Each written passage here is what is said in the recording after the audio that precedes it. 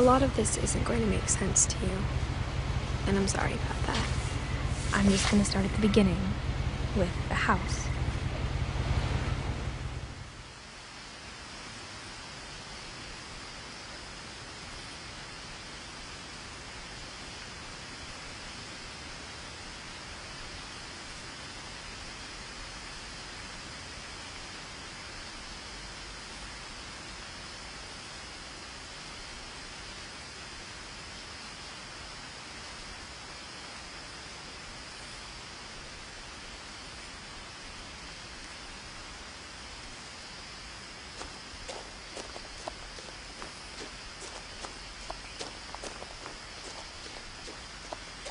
I lived here until I was 11, but I wasn't allowed inside half the rooms.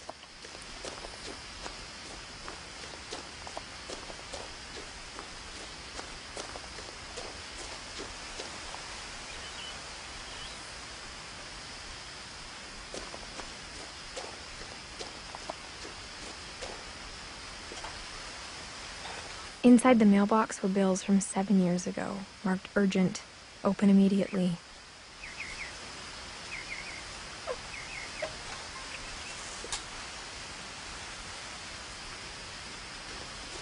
I hadn't been back since my brother Lewis's funeral.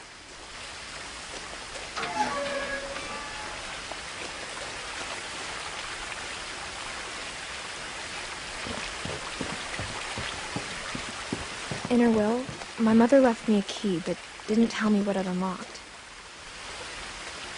Maybe she thought I'd know, or she thought that the mystery would be enough to bring me back.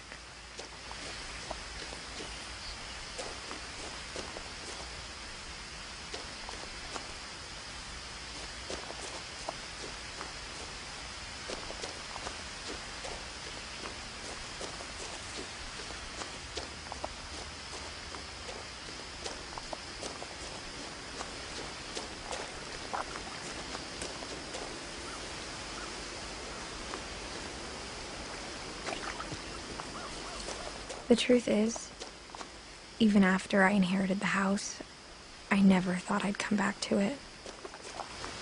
But now I had questions about my family that only the house knew the answers to.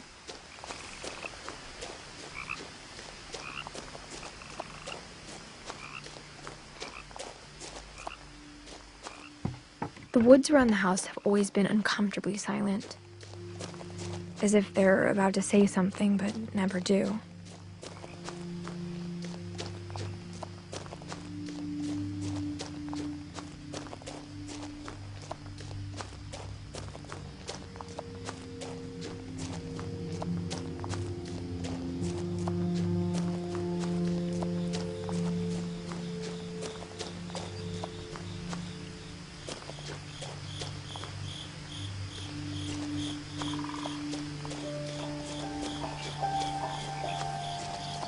The house was exactly like I remembered it, the way I'd been dreaming about it.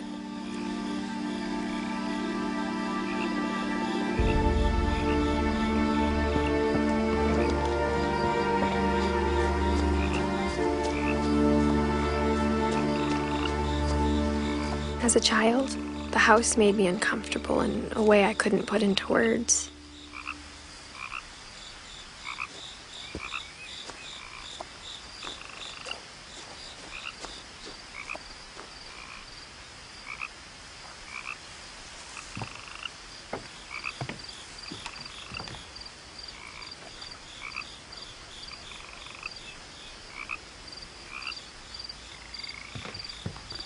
Now, as a 17-year-old, I knew exactly what those words were.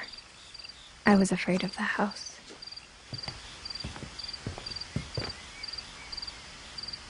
I hoped the key might unlock the front door. It didn't.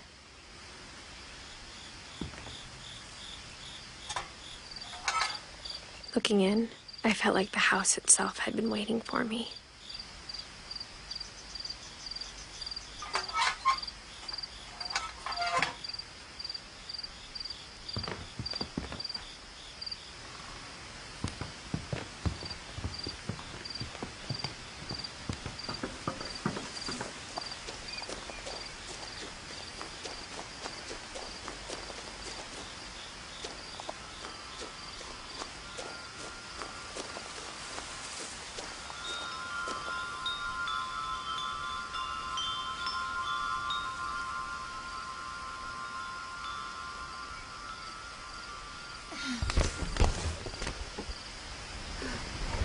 Crawling through the doggy door used to be a lot easier when I was 11.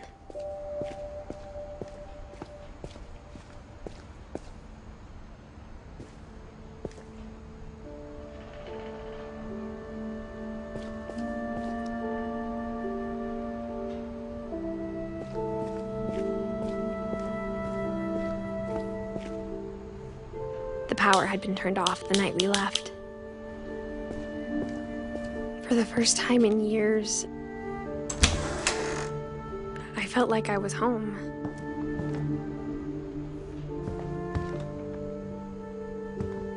But instead of a family, there were just memories of one. Like how after Louis started working at the cannery, we all got sick of eating salmon, except our cat, Molly. Or how only one restaurant would deliver to our house, so we had Chinese a lot.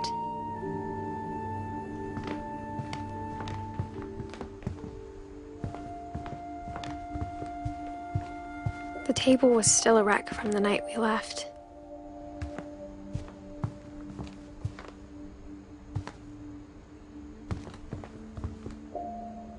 My mom was the only one of us who could imagine Great-Grandma Edie living in a nursing home. It was like a bomb had gone off, killing everyone but sparing the furniture. Nothing in the house looked abnormal. There was just too much of it, like a smile with too many teeth. Even the fireplace had a story. Edie told me the bricks came from the original house, after it sank.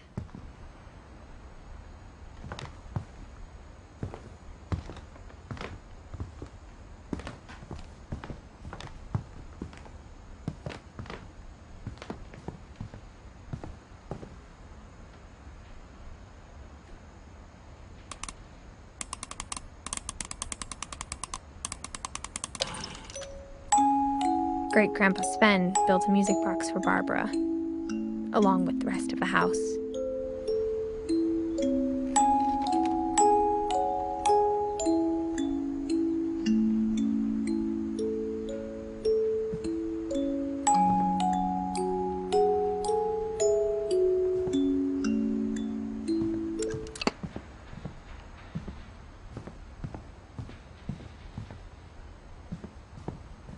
My mom wasn't much of an optimist, but she never stopped believing that my brother Milton was alive.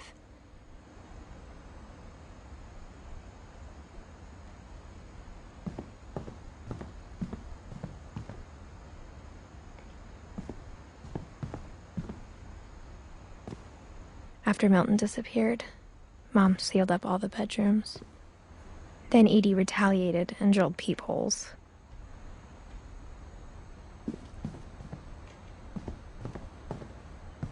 I spent a lot of time playing in Great Uncle Walter's room.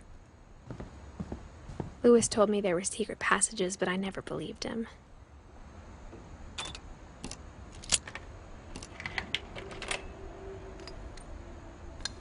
Turns out, my mom was really good at keeping secrets. Now it was time to find out what my mom had been afraid of.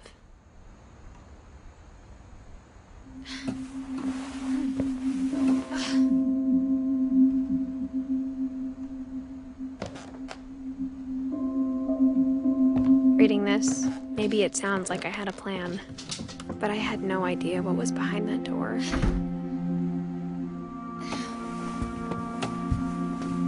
Just like I had no idea where all this was gonna lead.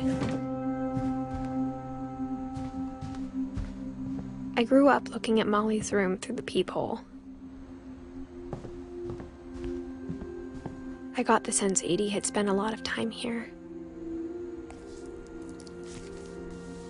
December 13th, 1947. Dear Diary, I'll be gone soon, but I wanted to tell somebody about what's gonna happen.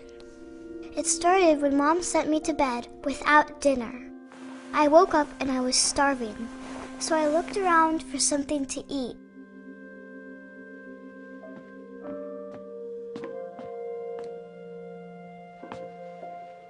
My Halloween candy was all gone.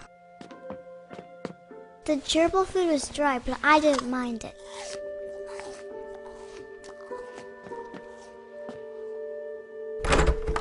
Mom, can I come out now? Sweetheart, it's late. Go to sleep.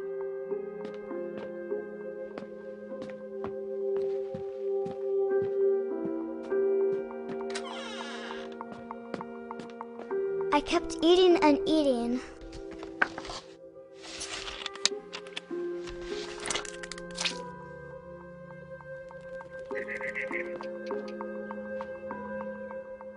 I ate a lot of things that night.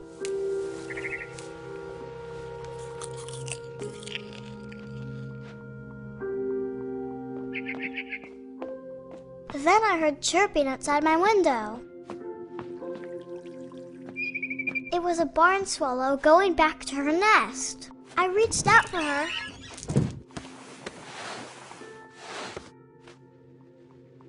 And suddenly, I was a cat.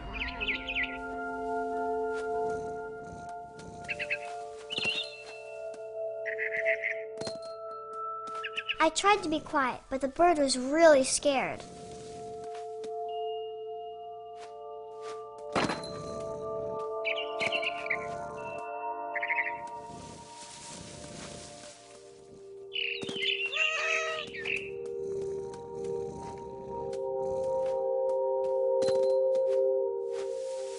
Mom and Dad didn't even look at me.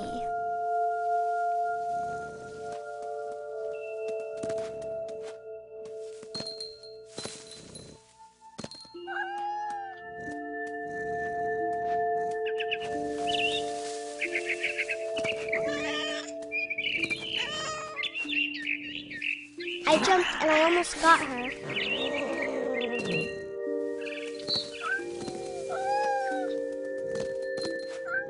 I could tell she was getting really tired.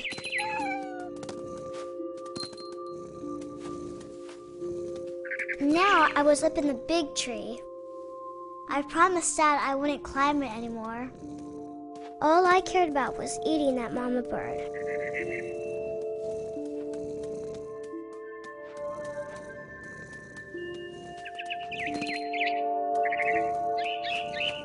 I gobbled her up. And suddenly, I was an owl. First, all I heard was the wind. Then I heard little teeth nibbling in the grass.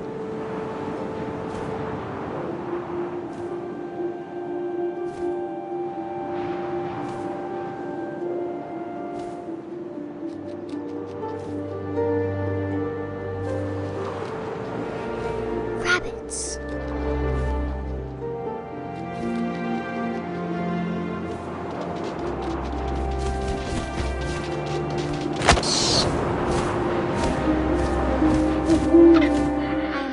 His face looking up and seeing mine through my talons.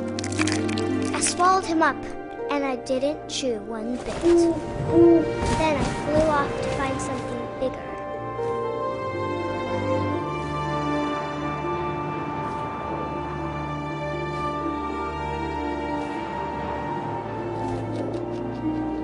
A mama rabbit.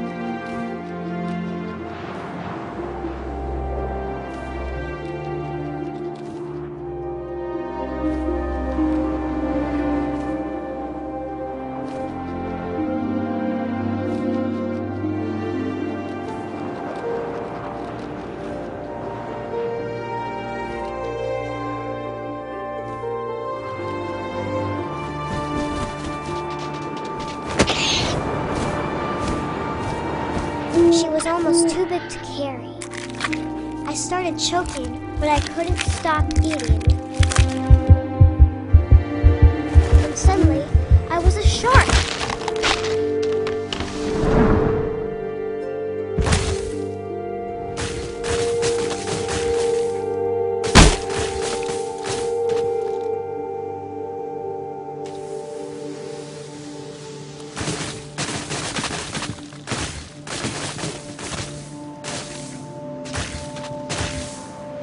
rolled off a cliff and into the ocean. Now, I was hungrier than ever.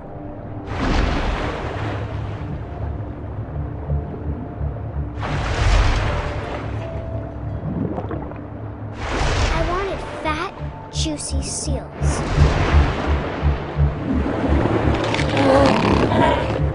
I tore off her flipper, and it tasted really good.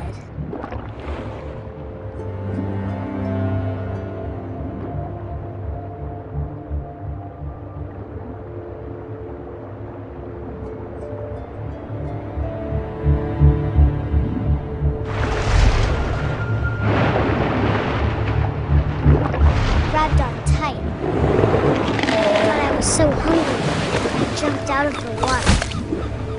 When I opened my eyes, everything had changed.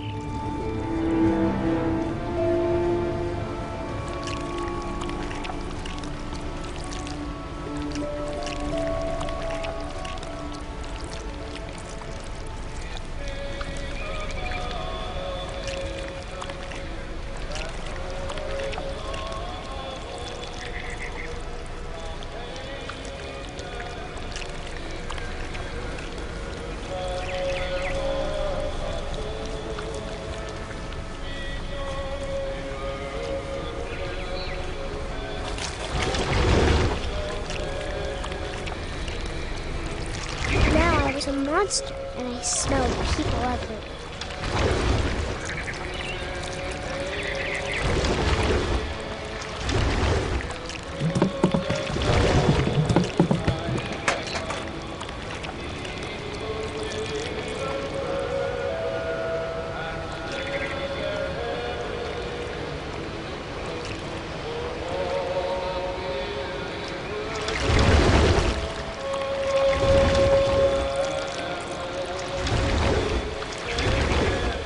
I was big, but I moved real quiet.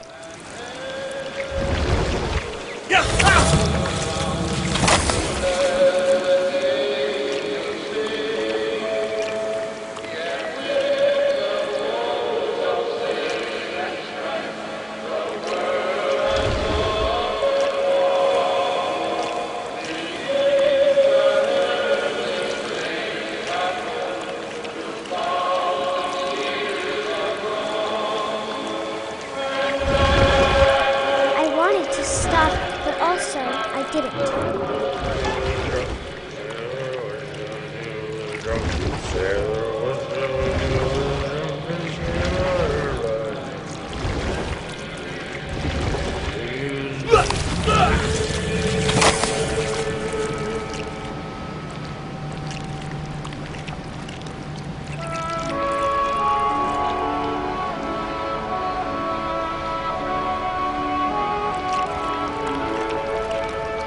It came upon me quite clear that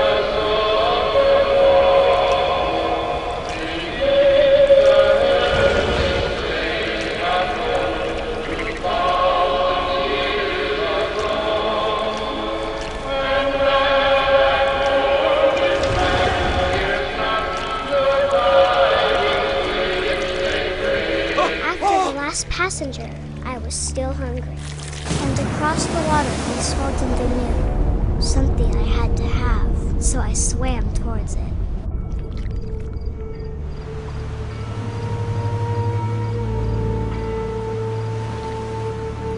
I slithered onto the sand, and the good smell went into an old pipe.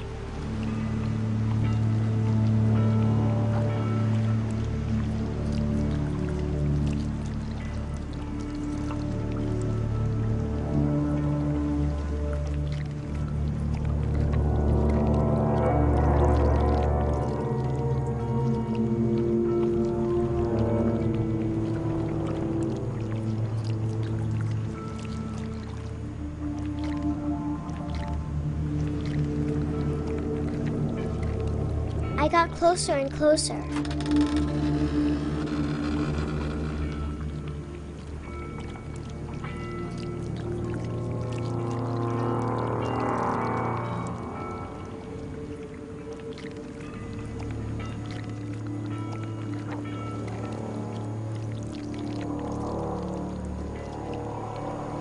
All my stomach started growling.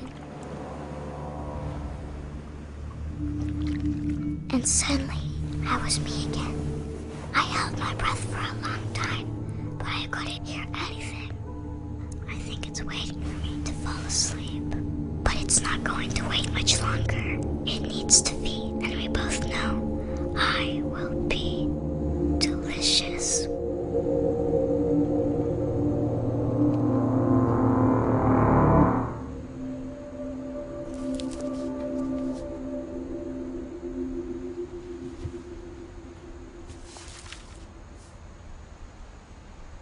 I'm not sure if I believed all of that, but I'm sure Edie would have.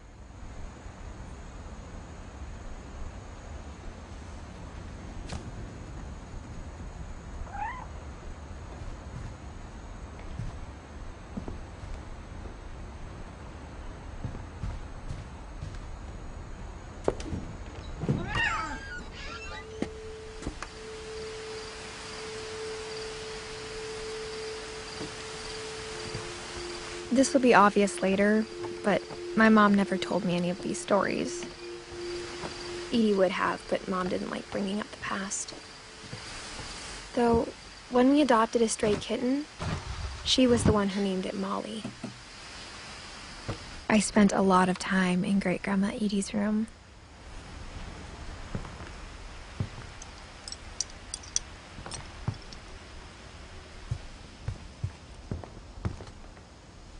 Her room was like a museum.